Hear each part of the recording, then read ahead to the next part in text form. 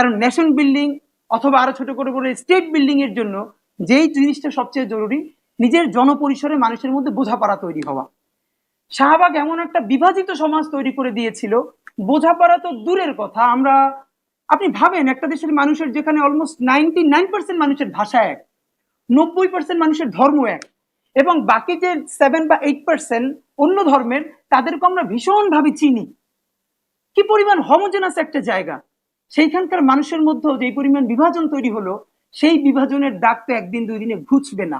সুতরাং এই ফ্যাসিবাদের আইকন পালিয়ে যাবার সাথে সাথে আমাদের কিন্তু এখন বিভিন্ন নতুন নতুন উইং তৈরি হয়ে গেল, নতুন নতুন দোকান খুললো, এখন আমরা এর পক্ষে বিপক্ষে মিছিল দিচ্ছি। সেই অর্থে বলেছিলাম আরো আমাদের রক্ত ঝরতো, তবে 3-4 মাস যদি আরো হতো, আমরা ইন দ্য মিনটাইম অনেক বোঝাপড়া তৈরি করে ফেলতে পারতাম আমাদের জাতি গঠনে।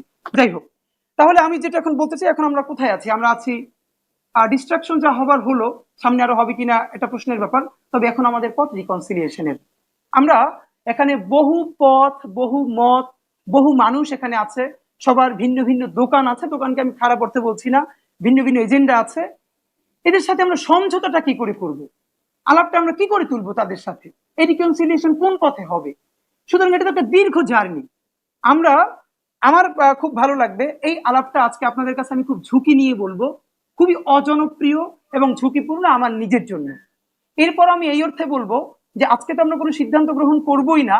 আপনারা এখান থেকে যেই কজন লোক আছেন সবাই বাড়ি গিয়ে 5 দিন, 10 দিন, 1 মাস পরেও প্রত্যেকে যদি ভিন্ন করে এই শব্দগুলোকে একটা ভাবনার খোরাক তৈরি হয়, আলোচনার উস্কানি তৈরি হয়, এবং আপনারা সবাই ভিন্ন ভিন্ন আবার ভাবতে শুরু করেন এবং কথা বলতে শুরু করেন, আমার ধারণা পক্ষে বিপক্ষে এই বাইরে বাইরে করতে করতে আমরা একটা সময় কাছাকাছি বিন্দুতে ইনশাল্লাহ চলে আসতে পারবো, এবং সেই বিন্দুকে ধারণ করে আমরা একটা নতুন বাংলাদেশ বিনির্মাণ করতে পারবো বলে আমরা স্বপ্ন দেখি।